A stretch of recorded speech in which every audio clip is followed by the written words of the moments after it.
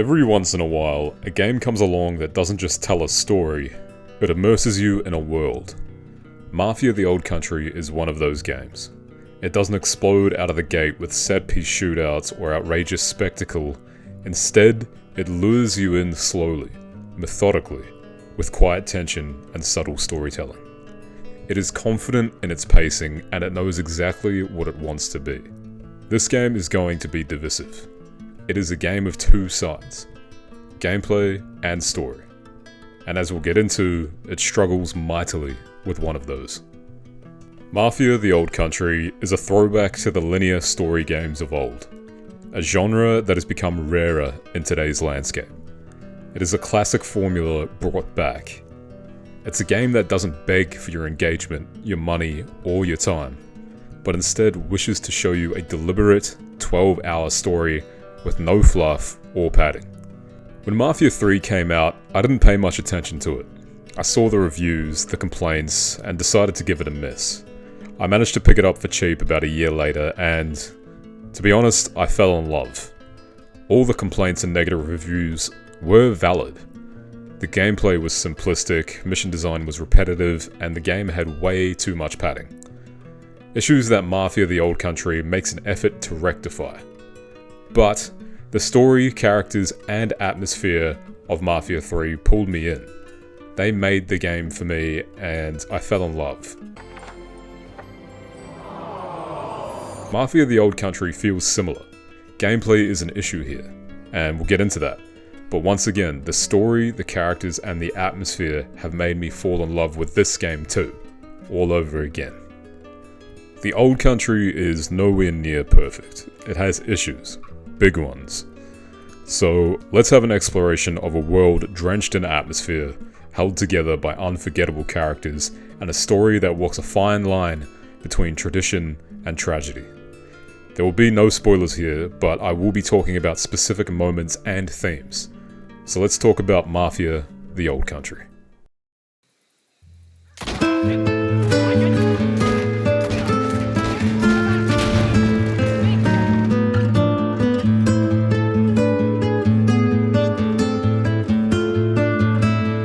Stop stalling and sign the receipt land over to me.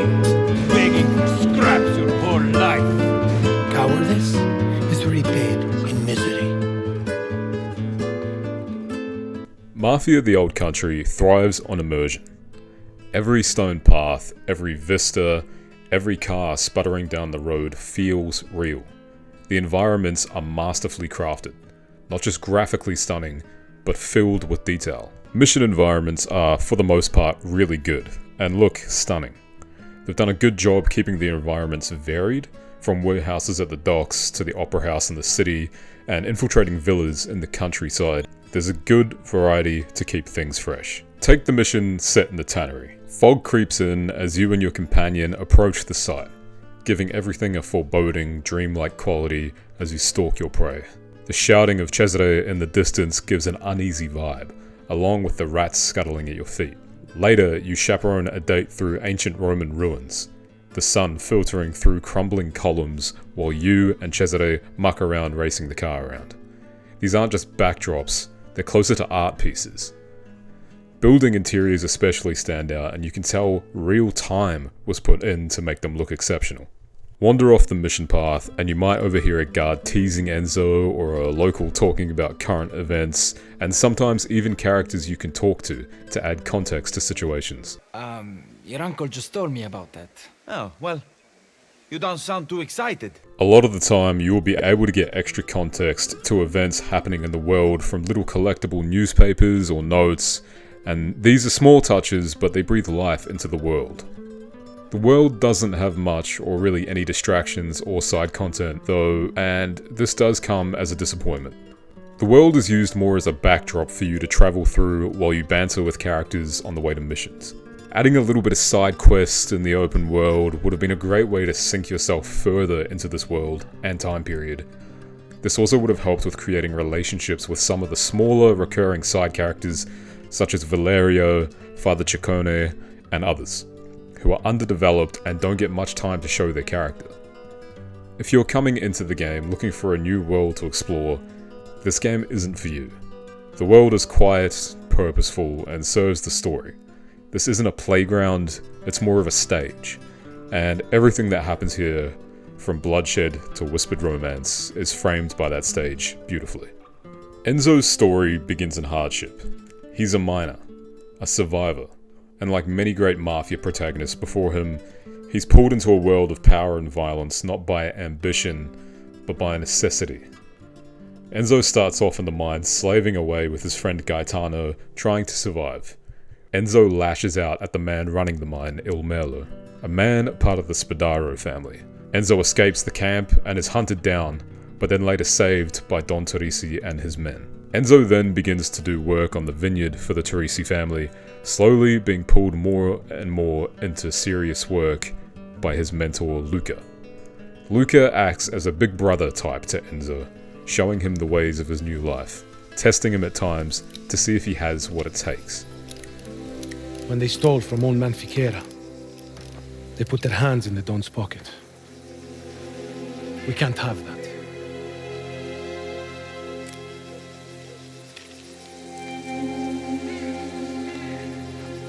He is accompanied on missions by his friend and nephew to the Don, Cesare, who definitely has one of the more interesting arcs in the game. And from here he embarks on the life of a new member to the family, at first doing mundane jobs like deliveries and shakedowns, and then working his way up the chain to assassination missions and more serious jobs for the family. Things later pick up when Don Spadaro and his family start making moves on Don Teresi's land and businesses.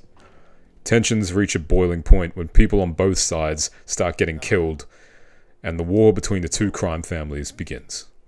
But what really adds tension to Enzo's arc is the love story. I'm sorry for the hold up.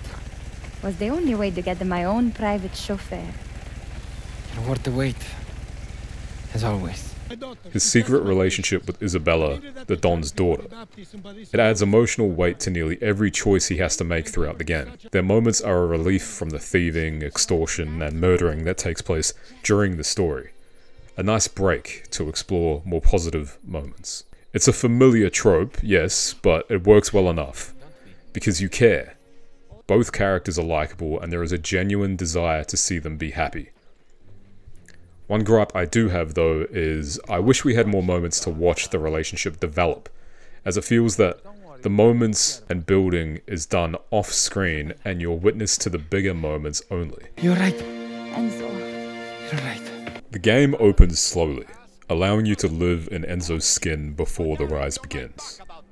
You feel his struggles, his losses, and when the opportunity to escape that life comes via the mysterious and powerful Don Teresi, you understand why he takes it. His rise is believable, earned through a series of well-paced missions that evolve naturally. Where this game truly excels though is in its characters. From the first conversation, you know you're in the hands of brilliant writers and top-tier voice actors. Tino, Don Teresi's advisor, is old-fashioned, stern, and has a voice that could melt butter. Spadaro's dog stripped the place clean, then torched it. Cesare, Enzo's best friend, is emotional, unpredictable, and a great companion throughout the story. His carefree and wild personality keeps the story feeling lighthearted at the start, and the way his relationship with Enzo evolves towards the end of the game is done realistically. He was definitely a standout for me. Luca acts as Enzo's big brother, his guide to how to survive and thrive in his new life. Luca is Don Teresi's right-hand man, his most trusted soldier. He is the most important character in terms of developing Enzo into the man he becomes, and seeing him impart lessons onto both Enzo and Cesare shows his competence. The way he uses moments to teach Enzo how to act, and the care and empathy he shares, not just for Enzo but other characters as well, easily makes him the most endearing character in the game. Don Teresi is a powerhouse. His quiet but stern gravelly voice alone fills a room. What are you doing here, Damiano? Answer me. On my land? You want nothing.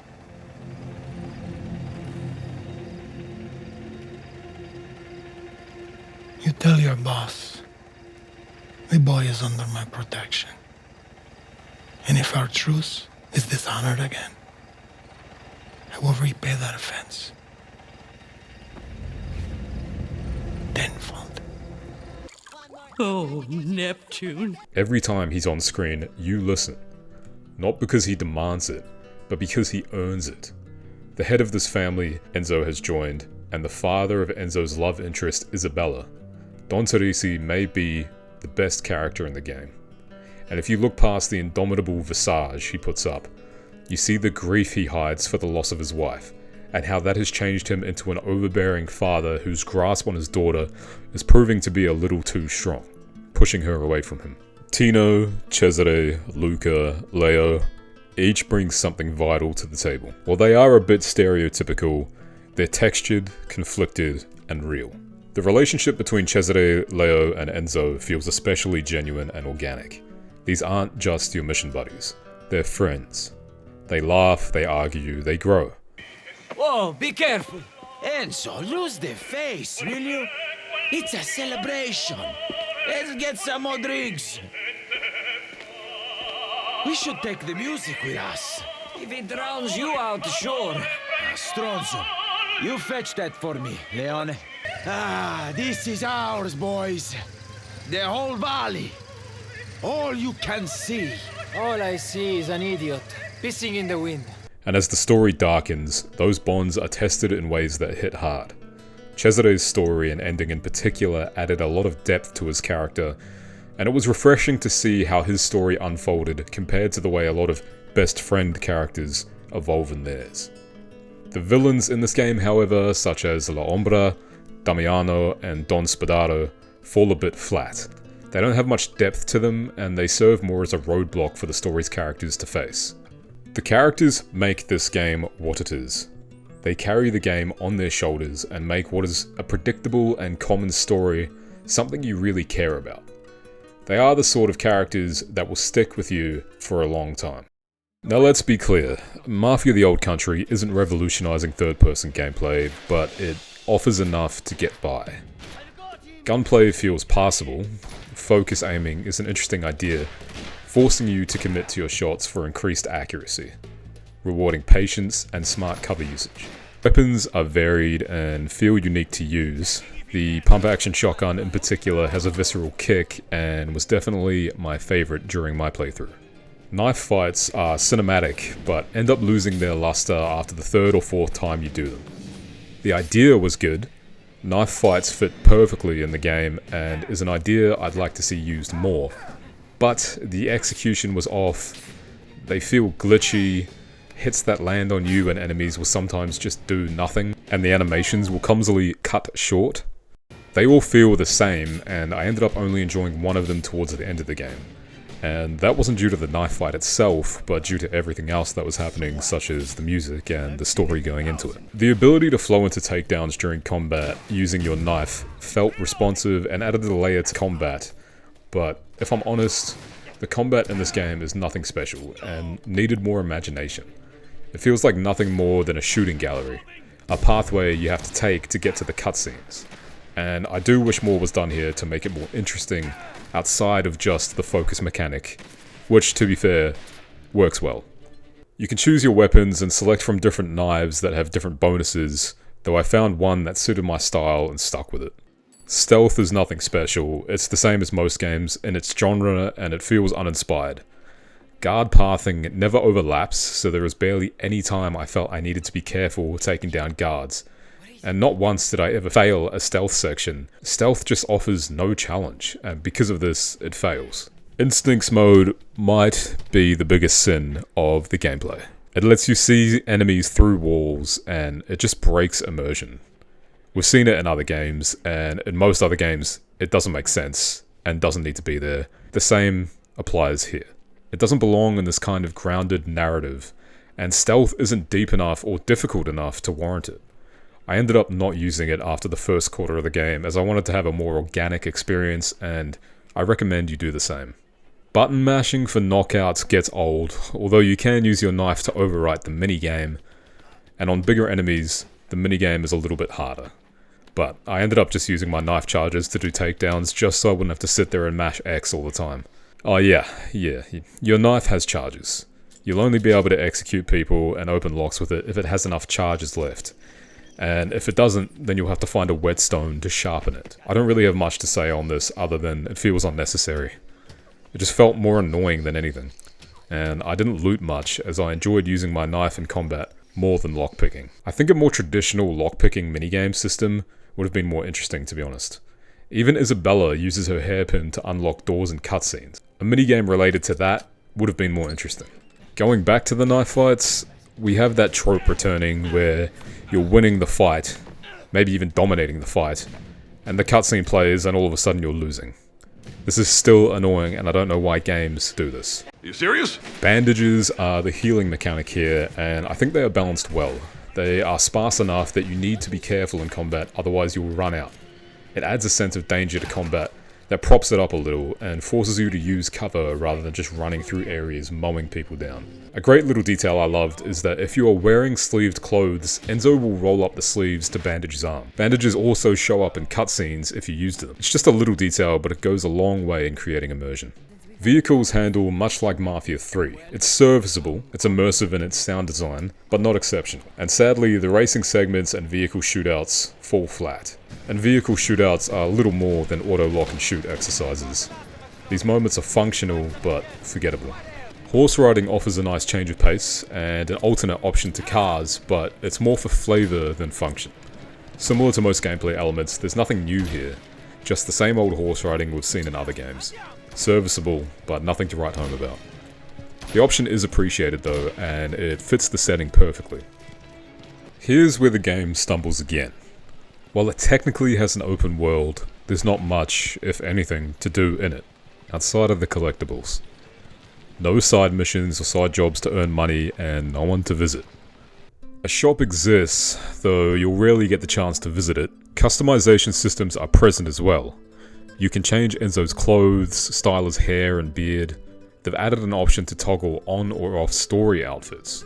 This means that if story outfits are enabled, Enzo's look will change throughout the game by itself, still allowing you to customize him but in a more restricted way that makes sense for the story. Toggle this off, however, and everything opens up. You can customize him how you want and make him look as ridiculous as possible.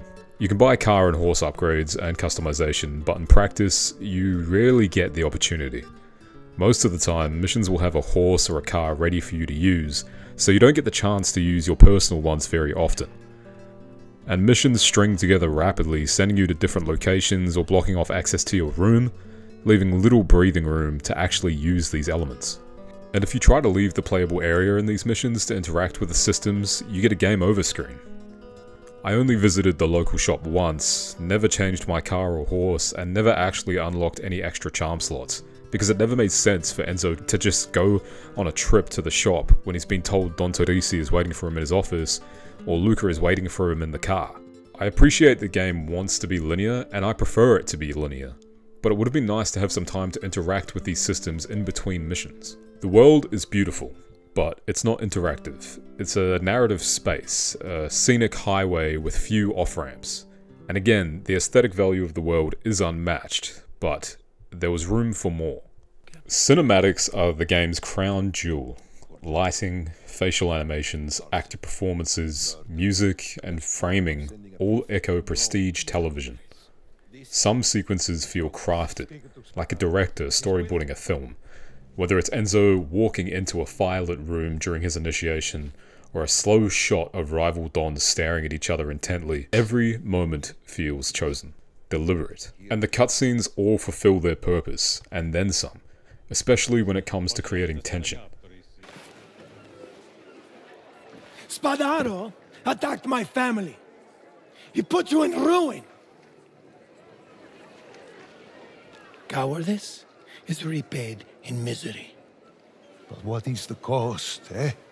The cost of acting in anger. Spadaro's too strut. He seeks to provoke Benaro. Expects you to fight. What would you have me do? Tino's suspicious looks when Enzo and Isabella interact. Don Torisi hiding his rage for Don Spadaro. Despite misgivings, I'm here on a promise to find a settlement. Too much blood has been spilled. Because you broke your word. And because you can't control your men. Cesare's look as he becomes jealous of Enzo's rise. He's here, Uncle. Good. You did good. Sit.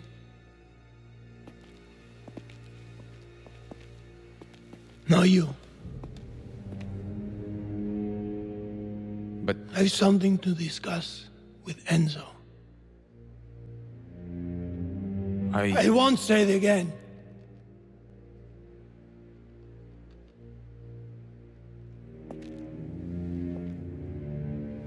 It's all done masterfully, and the amount of storytelling done without a word, but just looks, is excellent.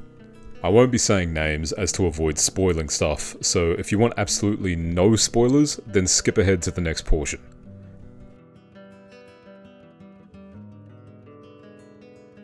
But one moment in particular involving a character that eerily mirrors someone you lost in both appearance and backstory is a masterclass in emotional manipulation. The developers have made an enemy intentionally similar to the character you will probably love to make your decision harder. Do you kill him or not? They want you to feel the conflict that Enzo feels in that moment. The feeling that he's slipping too far into this life and he's about to inflict the same pain on a family that his family felt.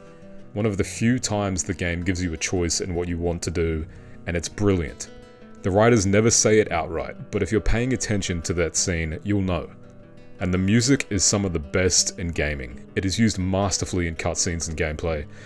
Vendettas must end playing while racing through the scenery in a car is exhilarating.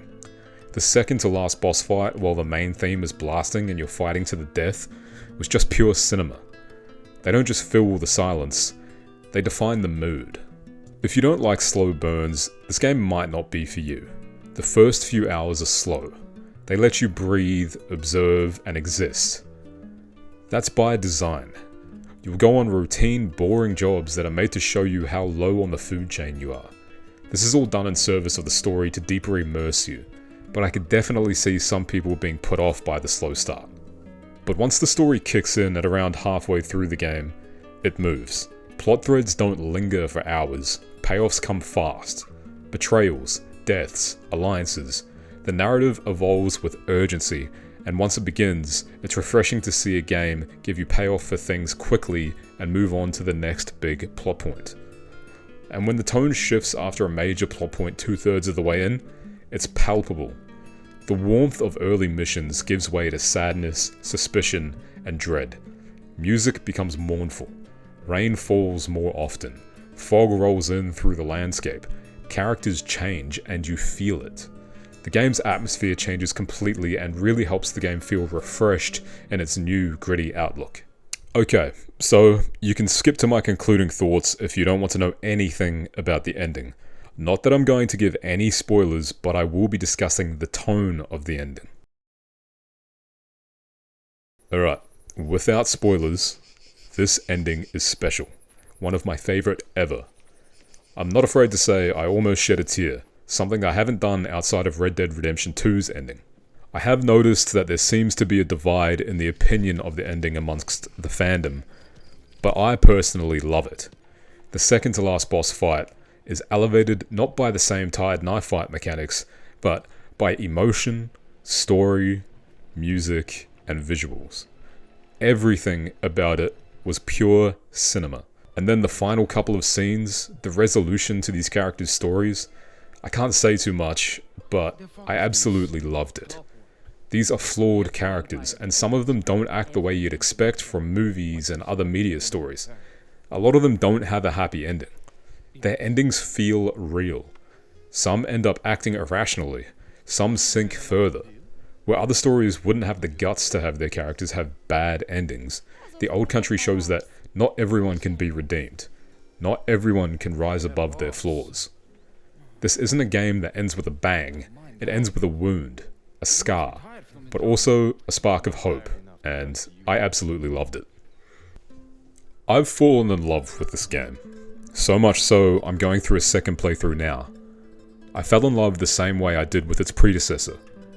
Both incredibly flawed, but committed to great characters and a gripping story set in a beautiful world with an endearing atmosphere. It knows what it is, and it never tries to be anything else. It wants to tell you a story. That's it. The gameplay exists to supplement the cutscenes, instead of the other way around. And that's going to turn some people off. But the cutscenes, writing, and characters make this game what it is. Sensational. That's the word you're looking for. Mafia: The Old Country is more film than game. And that's actually what makes it great. So, what's my verdict? And do I recommend Mafia: The Old Country? Yes, but with a caveat. Understand this.